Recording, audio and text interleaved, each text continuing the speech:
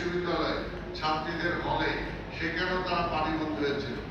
খবর পাওয়ার পরে আমি সাথে সাথে সেখানে পাম্প পাঠিয়েছি। পাম্প পাঠানোর পরে তাদেরকে সেখানে জলাবদ্ধতা থেকে মুক্ত দেওয়ার জন্য আমি চেষ্টা করেছি। কাজে এটা কন্টিনিউয়াস প্রসেস, এটা আমাদের চলবে। আমাদের সৃষ্টি হয়েছে আজকের এই জলাবদ্ধতা, তার মধ্যে খাল বিলগুলো সব ভরাট হয়ে গেছে।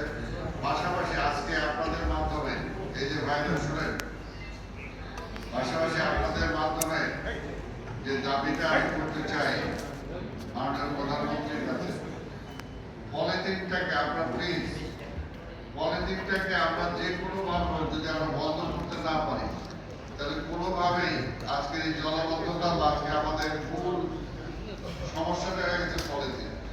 এটার ব্যাপারে আমাদের একটা আন্দোলন করতে হবে এবং মাননীয় প্রধানমন্ত্রীকে বলবো, সরকার প্রধানকে বলবো এবং আমাদের পরিবেশ মন্ত্রীকে বলবো যে এই বিষয়ে যাতে সরকার স্ট্রংলি কোনো পদক্ষেপ গ্রহণ করার জন্য আমি অনুরোধ করবো। আজকের এই পলিথিন গুলো, কালকে দেখছি যে বৃষ্টি হয়েছে, আমি নিজে নিউ মার্কেট থেকে ওইখানে অনেক রাস্তা হেঁটেছে এবং সব জায়গা থেকে পলিথিন পুরো দুই পাশে আমি রাখছি। আমাদের পরিচ্ছন্ন করবে তারা কয়েক বস্তা পলিথিন সংগ্রহ করেছে। এগুলো যখন ড্রেনে যায় তখন এটা তো ড্রেনগুলো বন্ধ হয়ে যায়।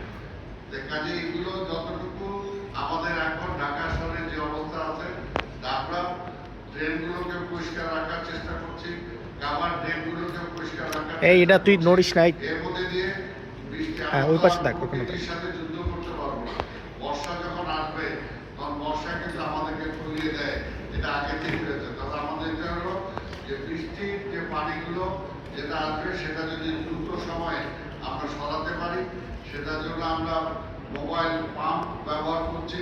আমরা চেষ্টা করছি গতকালকে বিভিন্ন জায়গায়, ইভেন ঢাকা বিশ্ববিদ্যালয় ছাত্রীদের হলে সেখানেও তারা পানিবন্ধ হয়েছিল।